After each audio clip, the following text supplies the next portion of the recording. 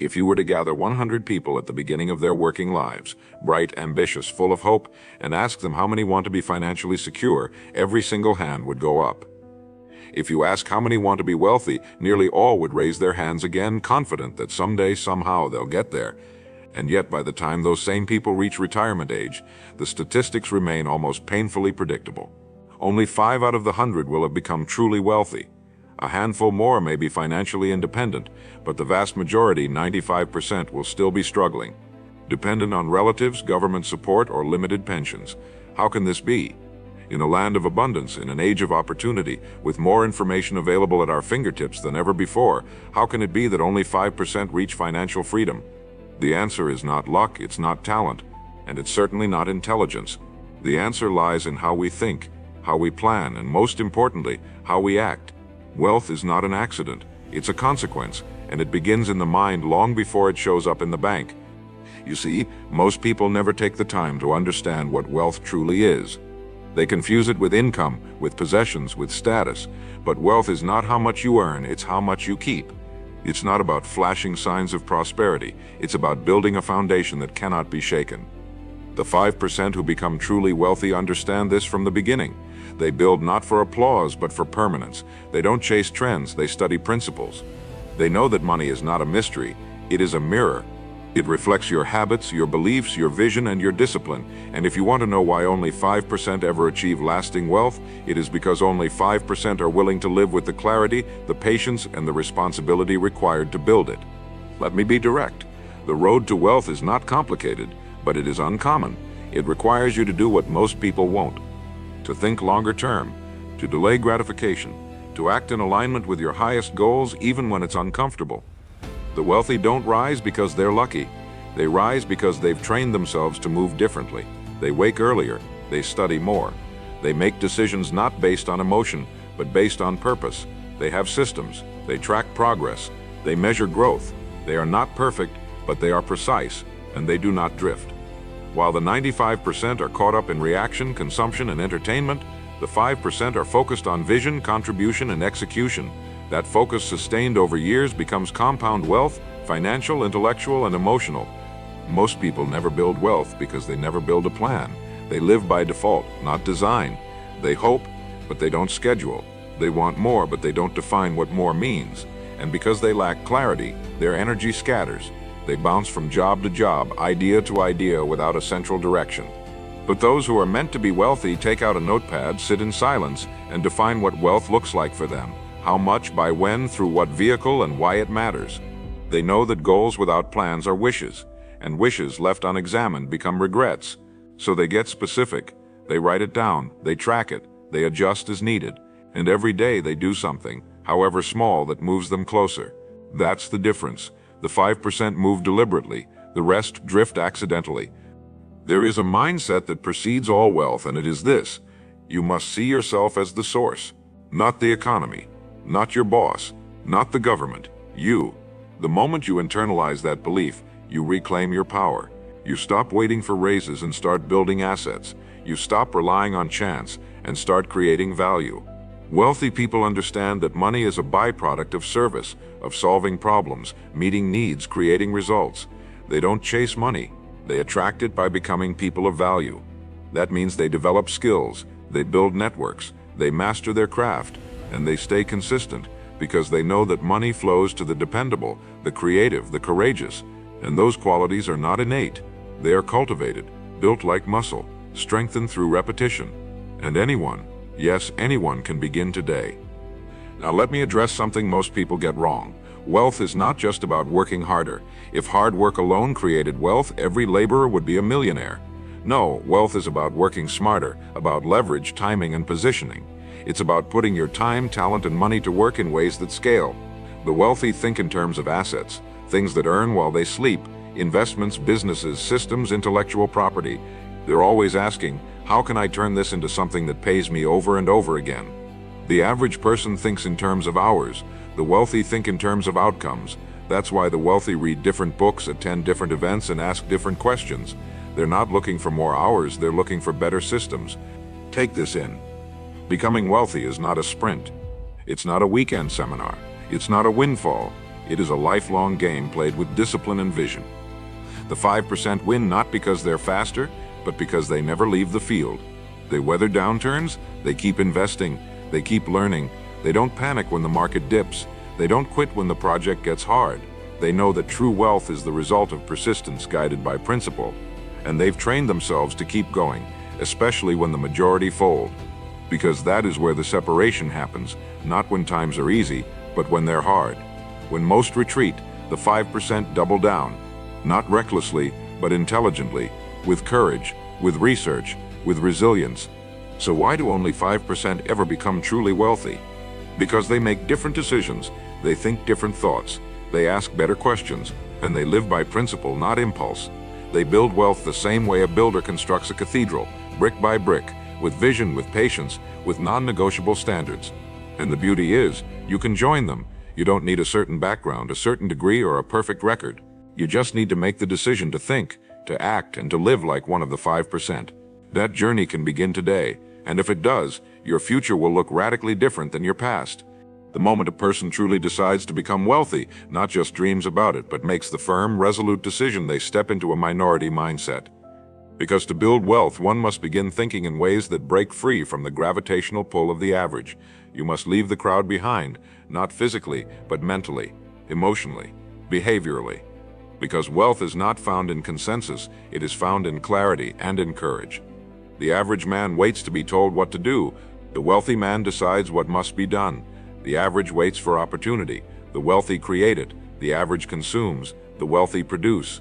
This is not a moral judgment. It is an observation of behavior.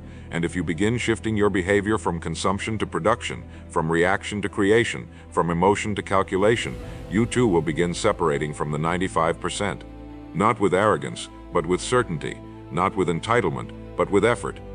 One of the most powerful truths you can embrace is this: wealthy people don't work for money. They make money work for them. That's not a slogan, that's a strategy. While most people exchange hours for dollars, the wealthy ask, how can this dollar multiply without me being there? They understand the laws of compounding. They understand that every dollar is a seed, and that seed, if planted wisely, grows trees that bear fruit long after the initial effort is gone. But in order to do this, one must sacrifice the comfort of spending today for the promise of tomorrow, and that is why most never do it. Because the 5% live by principle, and the rest live by impulse. The 5% understand that every financial decision is a vote for the future they desire. They delay now so they can live free later. They plant now so they can harvest when others are still sowing debt. Let's take a closer look at debt. Not all debt is created equal, but the average person is enslaved by it. Not because they're foolish, but because they were never taught differently. They were taught to finance lifestyles instead of assets, to borrow for pleasure rather than production, to use credit as a shortcut to satisfaction instead of a tool for leverage. The wealthy think differently. They don't fear debt, but they respect it. They use it strategically, with clarity, with control. And more importantly, they prioritize cash flow. They don't ask, can I afford the payment? They ask, will this create income or reduce it? That single question, repeated daily, changes the trajectory of a financial life. The wealthy are obsessed with efficiency. They don't waste money, not because they're cheap, but because they know how powerful every dollar can become when it is used wisely. Now let's talk about earning. Most people limit themselves because they only think in terms of employment. They trade time for money. And the problem with time is that it has a ceiling. You only have so many hours in a day. The wealthy break that ceiling by developing multiple streams of income. Businesses, royalties, investments, scalable skills, licensing. They think beyond the paycheck. They think in terms of systems, and systems are how you multiply. The 5% do not depend on one stream of income because they understand that reliance on one stream is financial fragility. They build redundancy, resilience, and reach. They spend their evenings not scrolling but studying. They use weekends not to escape life but to design it. They learn to monetize what they know, to serve a market, to build an audience, to solve problems. And as a result, money begins to flow toward them, not in chaos, but in order. Another principle that sets the wealthy apart is how they view time. The poor and middle class spend time to save money. The wealthy spend money to save time. They understand that time is the one resource that can never be replenished, and so they guard it, delegate what they can, automate what they should, eliminate what distracts. They see every hour not just as a moment, but as a unit of potential, a building block of freedom, and they use it with reverence. They plan their days, they batch their tasks. They track their time like others track expenses, because they know wasted time is the tax of the disorganized. The wealthy are ruthless with time, not because they're cold, but because they're clear. Clear about what matters, clear about what builds, clear about what compounds. And what about education? Here lies another great separator. The wealthy never stop learning. They are readers, listeners, note-takers, question-askers. They invest in their minds before they invest in markets, because they understand the greatest return is not on real estate or stocks, it's on intelligence, on insight, on strategy. While the 95% stop learning when school ends, the 5% treat education as a lifestyle. They attend seminars, join masterminds, hire mentors. They're not too proud to be a student. In fact, they protect their humility because they know that arrogance is expensive, and they apply what they learn. That is the difference. They do not hoard knowledge, they execute it, apply it, build from it, and over time that learning stacks like bricks. It becomes a fortress of wisdom that protects them from the storms others never saw coming. I want you to write this down. Money does not change who you are, it reveals who you are. If you are undisciplined with little, you will be reckless with much. If you are wise with little, you will multiply it. The 5% understand that the journey to wealth is first and foremost a journey of character, integrity, temperance, judgment, responsibility. These are not just virtues, they are assets. And without them, wealth becomes a curse instead of a blessing. But with them, wealth becomes a tool, a force for good, a multiplier of impact, a foundation for legacy. So if you want to become truly wealthy, don't just chase money. Build the version of you who can handle it, who can protect it, who can multiply it wisely. Because when you become that person, the money will come, not all at once, but steadily, consistently, inevitably. Let's make this practical. If you want to join the 5%, begin by making a new agreement with yourself. From this day forward, I no longer wait, I no longer drift, I no longer live in financial confusion. I become the steward of my mind, my time, and my resources. I study, I plan, I act, and I do this not for ego, but for freedom, not for applause, but for options. Because money does not buy happiness, but it does buy margin. And margin gives you choices. The choice to walk away from toxic environments. The choice to build instead of beg. The choice to give, to serve, to lead, and to do so with strength, not scarcity. This is what wealth offers, and this is why the journey is worth it. One of the most critical shifts a person must make on the path to wealth is moving from being a consumer to being a creator. This does not mean you must start a business or invent the next breakthrough technology. It means you must begin producing value in the world, value that others willingly exchange money to receive. Every dollar earned in the free market is a certificate of appreciation for value delivered. The wealthy understand this deeply. They don't just look for where money is, they look for where they can create value, where they can solve pain, save time, improve lives. That could be through a product, a service, an insight, or even a tool. But always there is value. The 95%, by contrast, focus on consumption, of entertainment, of trends, of lifestyle, and wonder why wealth seems to elude them. The answer is simple. Money flows to those who create. If you want more money, create more value. It's not an emotional equation, it's economic, and it's fair. This concept of creation also ties into the discipline of solving problems. The wealthy are relentless problem solvers. They don't avoid challenges, they look for them, because they know every problem is an opportunity in disguise. Most people see a problem and freeze. The wealthy see a problem and ask, who else has this problem and how can I help solve it at scale? That shift from avoidance to opportunity is worth millions. In fact, if you study every great fortune, you'll find that it was built by solving a problem for a group of people. That's the formula. Problem, solution, scale, repeat. But most never get there because they are focused on their own lack rather than someone else's need. The wealthy flip that. They ask, where can I serve? And from that place, wealth begins to flow, because the marketplace rewards usefulness.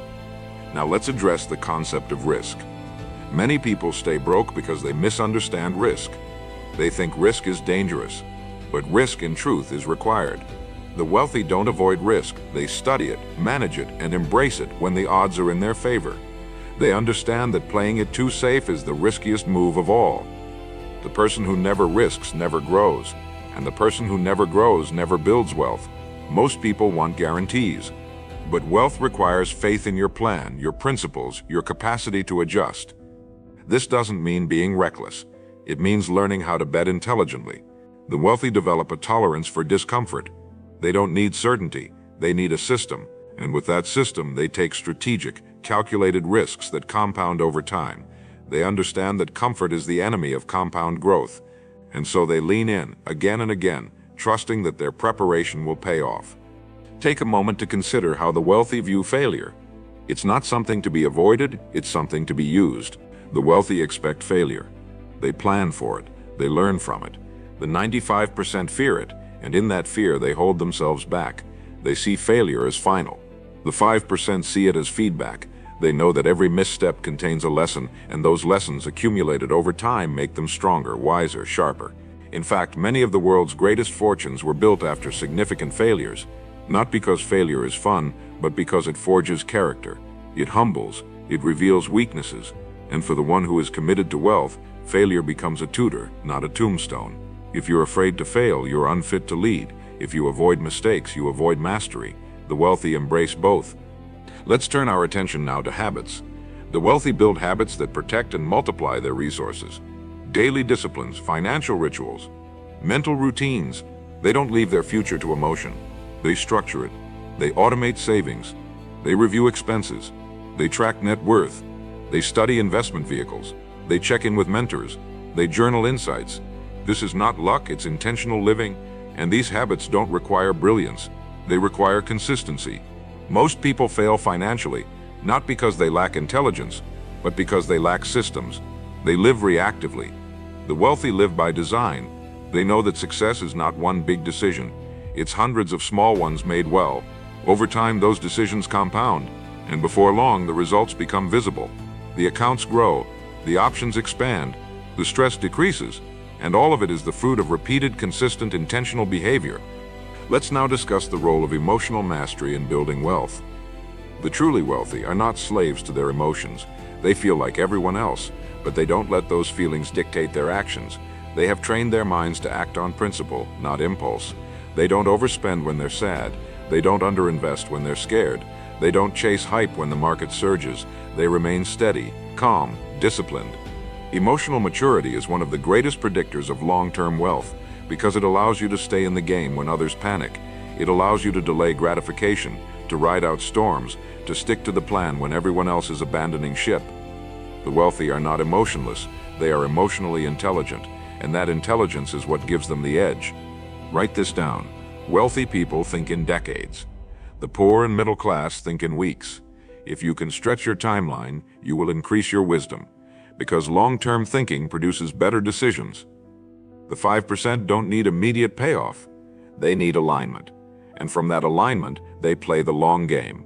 They know that wealth is not fast, it's layered, built over time through seasons with patience, so they're not thrown off by short-term loss. They don't celebrate prematurely. They build, they plant, they nurture, they protect, and they let time do what time does. Reward the consistent, the patient, the prepared. Let me close this part with a challenge. Examine your last 30 days. Look at your spending, your calendar, your habits, your inputs. Do they reflect someone becoming wealthy or someone staying comfortable? Be honest, because that honesty is the door to change. You are not a victim of your past. You are a steward of your present, and your present, multiplied by repetition, becomes your future. If you want to join the 5%, it won't happen by accident, it will happen by alignment, by 1,000 small choices made on purpose, by clarity, by courage, and by commitment. If you can do that, if you can live that way, you will look back on this moment as the one where everything began to shift. The individual who rises into the 5% eventually comes to a life-altering realization. The greatest wealth is not just monetary, it's internal. The wealthy, those who stay wealthy and continue growing in impact, understand that wealth begins with identity. Not net worth, not salary, identity. You must become the kind of person who naturally attracts, multiplies, and stewards abundance. That means you don't just try to make more money, you elevate who you are. You stop saying, "How do I get rich?" and start asking, "Who must I become to build, hold, and grow real wealth?" That question changes everything, because it moves the game from tactics to transformation. The 95% chase strategies without first upgrading their self-image. But the 5%, they build the identity of a wealthy person, and their results begin to mirror that identity without force, without pretense, without theatrics, just alignment. Now, how does one build that identity? It starts with your thoughts. The wealthy think differently. They do not say, "I can't afford it." They say, "How can I afford it?" They do not say, "It's too late for me." They say, "I am just beginning." They don't say, "I'm not that kind of person." They say, "I can become whoever I need to become." This shift in language is not semantics, it's programming. And every time you catch a limiting belief and replace it with an empowering one, you are recoding your subconscious to support your financial vision. The 5% know this. That's why they speak differently. That's why they feed their minds daily with content that elevates. That's why they choose mentors and environments that demand more of them, because they know that internal wealth must precede external wealth, or the latter will vanish as quickly as it arrived. Let's speak now about one of the greatest hidden destroyers of wealth: comparison. The person meant to be truly wealthy does not spend time measuring themselves against others. They are focused on their lane. They are not pulled off track by other people's wins or timelines. They understand that comparison is the thief of creativity, of joy, and of momentum. It keeps you reactive. It distorts your judgment. It makes you question what you once believed with clarity.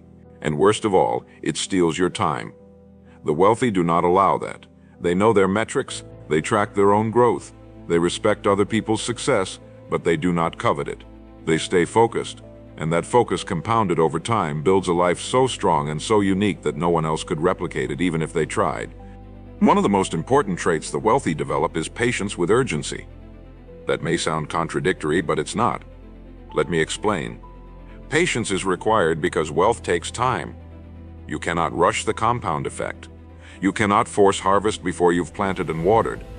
But at the same time, the wealthy carry urgency. Not panic, urgency. They move with energy. They do not delay. They do not procrastinate. They start now. They understand that long-term wealth is built by acting urgently today while thinking patiently long-term. It's not either or, it's both. That's the balance that separates the builders from the bystanders. The 5% are not waiting for the perfect plan. They're acting with what they know, improving as they go, refining with feedback. They are in motion, and motion attracts opportunity. Motion builds confidence. Motion generates results. Let's look at generosity. This may surprise you, but the truly wealthy are often the most generous. Why? Because they understand that money is not meant to be hoarded. It's meant to be used, multiplied, circulated. They give not recklessly, but with purpose. They understand that generosity breaks scarcity. It shifts your posture from fear to faith, from holding to flowing, and when you give from a place of strength, not guilt, you activate a law of return, not always immediately, not always in the same form, but over time, life returns what you release. The 5% understand that giving is not just moral, it's strategic. It keeps your relationship with money healthy. It reminds you that money is not your master, it is your tool. And like any tool, it's most powerful when used to build something beyond yourself. Another sign you are entering the 5% is that you begin thinking generationally. The wealthy don't just think about their next vacation or the next purchase. They think about legacy, about what happens when they're gone, about what they leave behind. That could be financial. It could also be principles, structures, systems, values. The 5% understand that true wealth is not what you consume, it's what you create that lives beyond you. That's why they build assets. That's why they invest in people. That's why they write books, start companies, create funds, teach, document. They are not thinking small. They are thinking in decades. And this shift from consumption to creation, from now to legacy, unlocks a different level of motivation. You don't hit snooze when you realize your children will benefit or suffer from the seeds you're planting today. Take this to heart. Wealth is not neutral. It amplifies who you are. If you're generous, it expands your impact.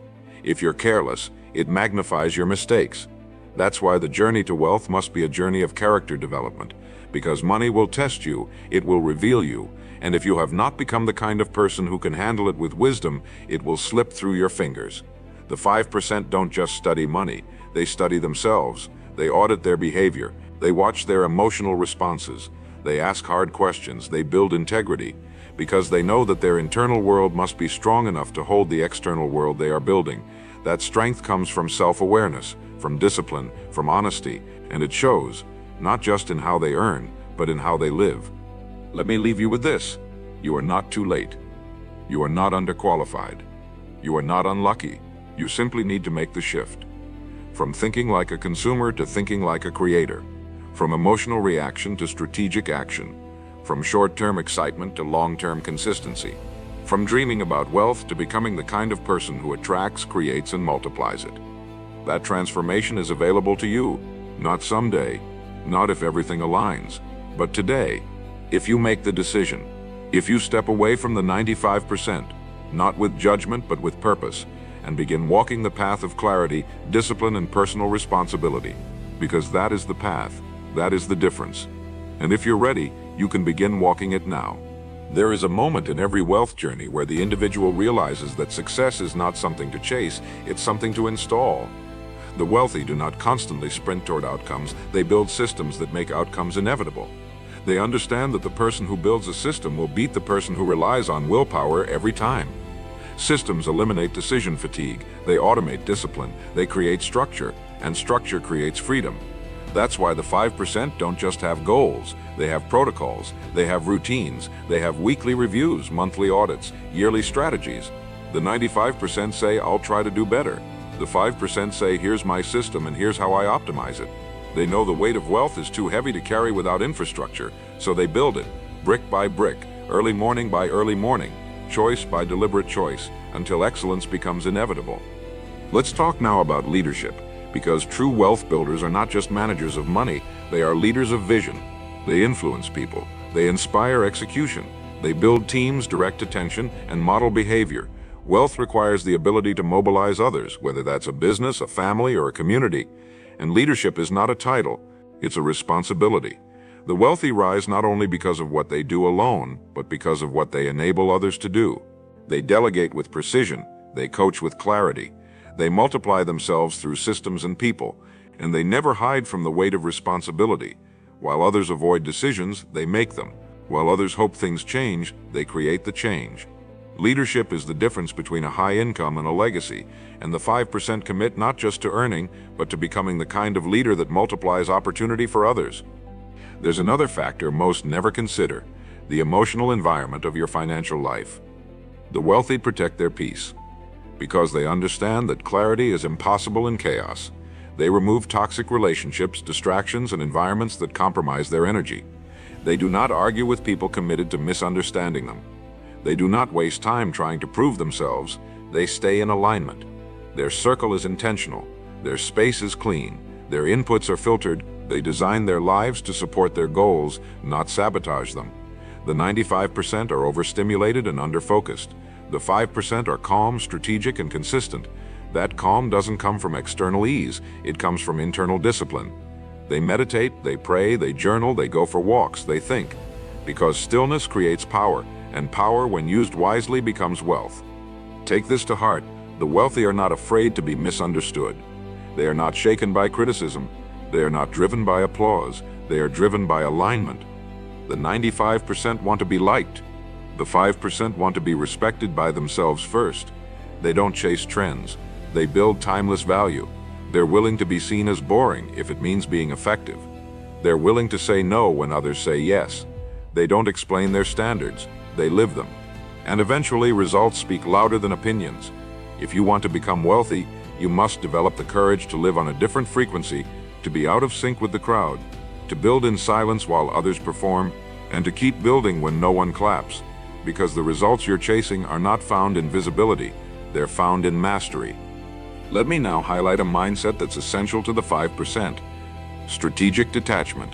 The wealthy are emotionally committed but mentally detached. They care deeply about their mission, but they do not cling to outcomes. They plan meticulously, but they pivot without panic. They don't fall in love with a single tactic. They fall in love with the mission.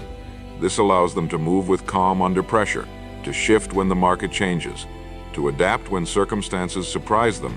Strategic detachment is not coldness, it's strength. It's what allows them to navigate uncertainty without emotional collapse. And that's why they keep growing while others quit, because their identity is rooted not in control but in commitment. And that commitment fuels their consistency no matter what.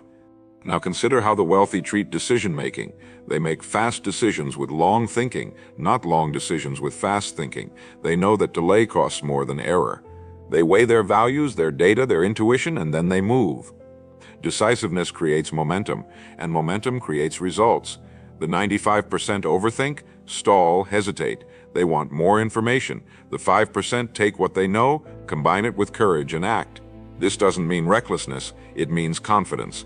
Earned confidence, built by preparation, discipline, and self-trust. The more decisions you make, the sharper your judgment becomes. The sharper your judgment, the better your results. The better your results, the more opportunities you receive. That's the chain reaction, and it starts with decision.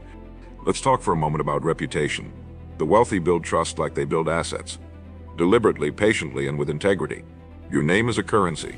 Your reliability is an investment. And every promise you keep adds value to that portfolio. The 5% show up on time. They do what they said they'd do.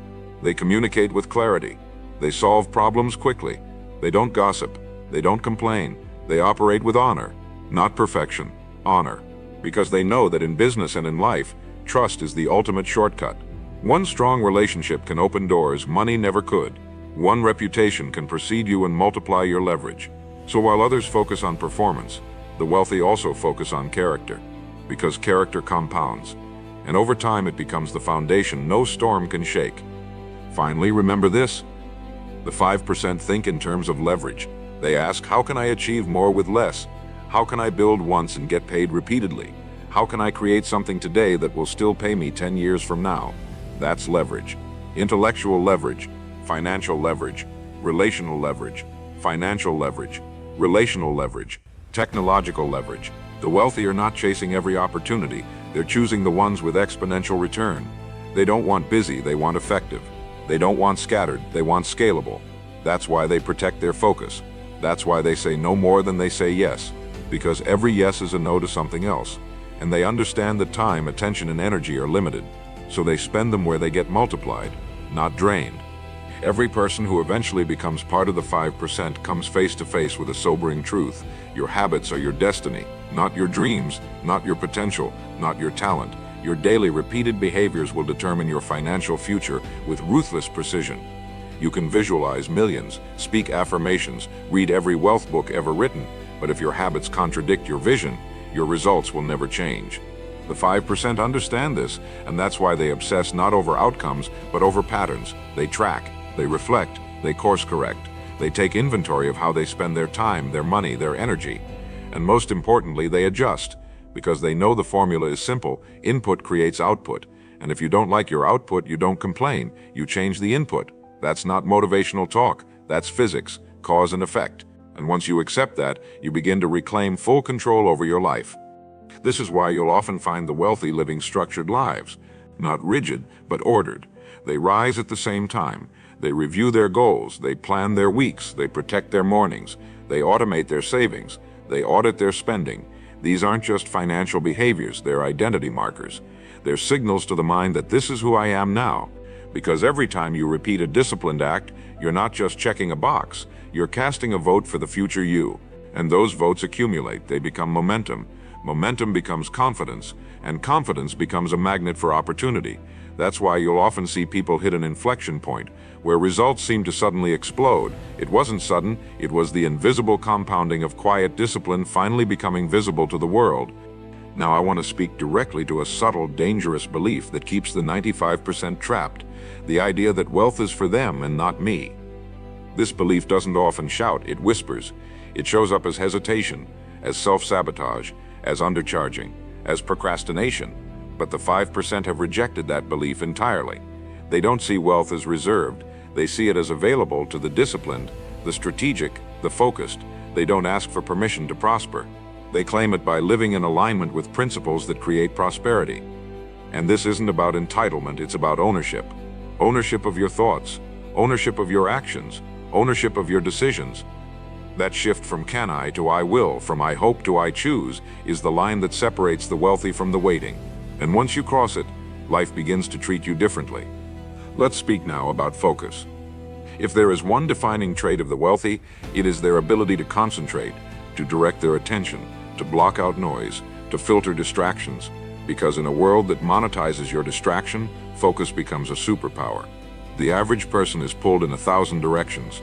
The wealthy create blinders, not because they're narrow-minded, but because they're purpose-driven. They know what they want, and they structure their lives to serve that outcome. That means fewer apps, fewer opinions, fewer open loops, more depth, more presence, more mastery. They don't skim, they study. They don't dabble, they commit.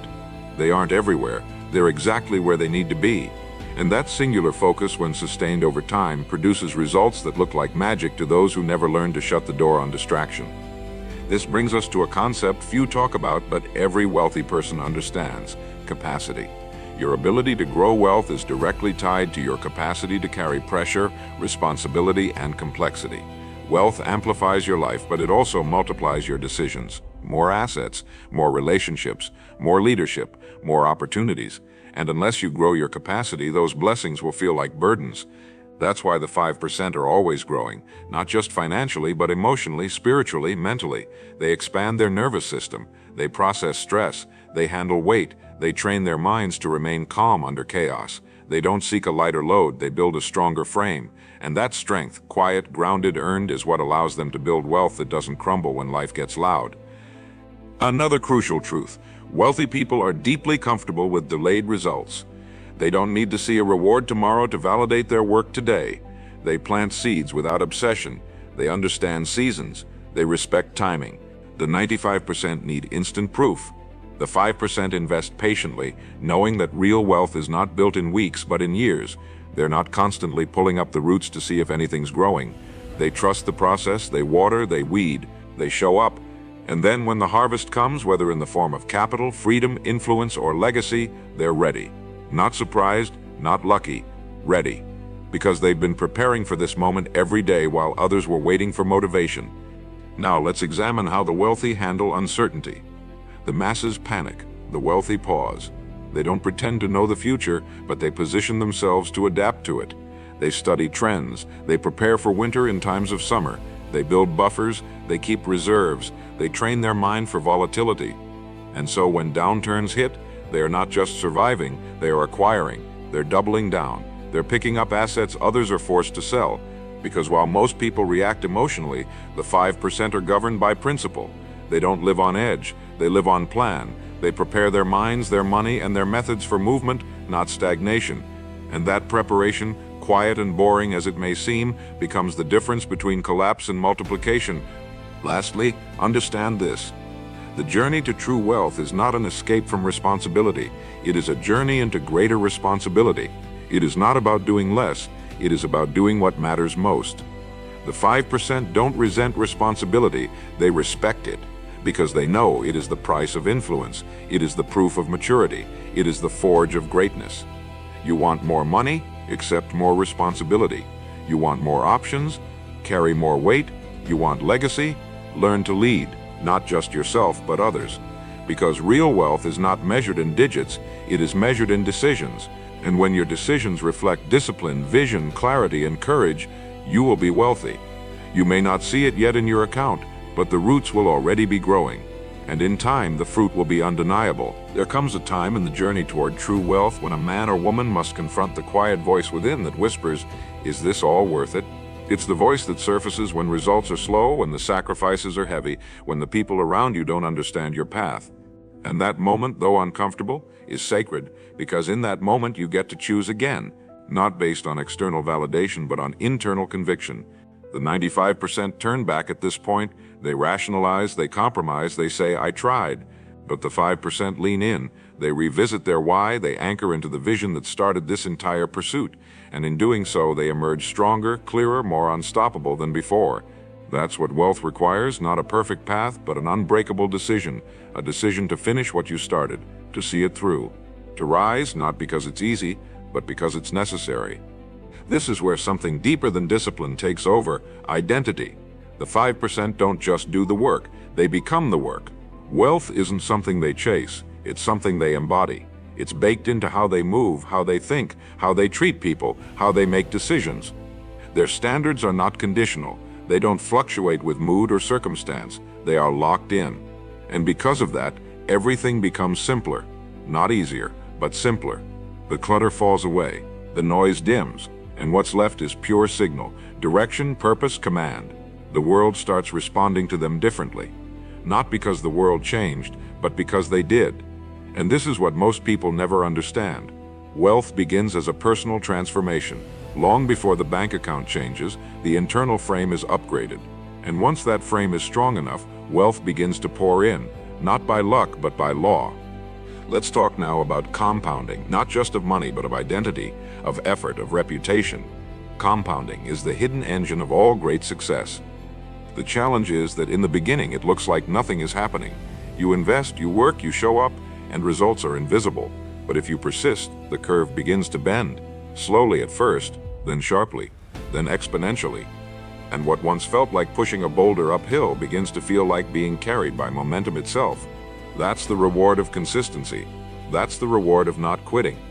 And the 5% understand that compounding only works for those who are still in the game. The masses give up too soon. They stop at year 1 when the magic happens at year 5, or 10, or 15.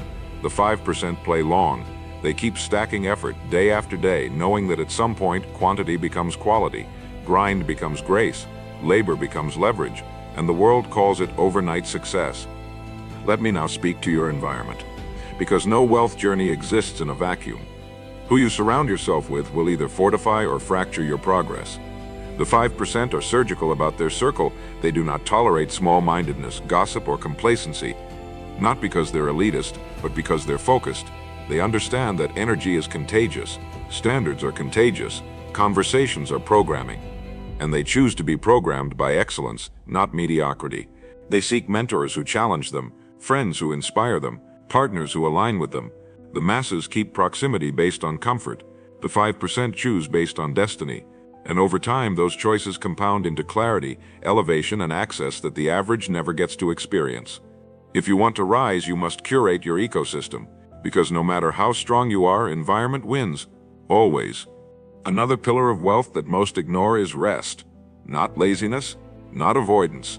Rest. The 5% understand that sustainability requires recovery. They honor their body, they schedule margin, they disconnect to sharpen focus because they are playing a long game, and they understand that burnout is a form of sabotage. The masses equate busyness with value. The wealthy equate effectiveness with value, and effectiveness requires rhythm. Push and pause. Sprint and stillness. The goal is not to work endlessly, it's to work wisely, to preserve the engine while scaling the output. That's why they sleep deeply, eat intentionally, and design their schedule for energy, not just productivity. Because energy, not time, is the ultimate resource. And when your energy is optimized, you become magnetic, decisive, resilient. Wealth is attracted to that frequency, and it runs from chaos, exhaustion, and depletion. Take this to heart. The 5% never stop refining. Even after they've made it, they continue to adjust, optimize, simplify. Because they are not chasing wealth, they are stewarding it. There is a humility in true wealth that isn't always visible from the outside. The humility to keep learning, the humility to say I was wrong, the humility to reinvent. That's why they don't peak. That's why their legacy extends beyond them. They are not building a moment. They are building a dynasty. And that dynasty is built not on tactics, but on timeless principles. Principles that don't just create success, they sustain it. That's the difference. Anyone can win once. The 5% keep winning, quietly, consistently, elegantly. Finally, if you followed this message this far, you are not average. You may have lived average, you may have tolerated average, but you are not average. You are being called to a different standard, a different way of living, thinking, behaving, and the invitation is simple. Step into the 5%. Not by declaring it, but by embodying it, through your routines, through your decisions, through your responses, through your posture. Begin living now as the person you've been waiting to become. Wealth will not respond to hope, it will respond to action. And the moment your identity aligns with the level of responsibility, focus, and clarity required, wealth will find its way to you. Not because you begged for it, but because you became it.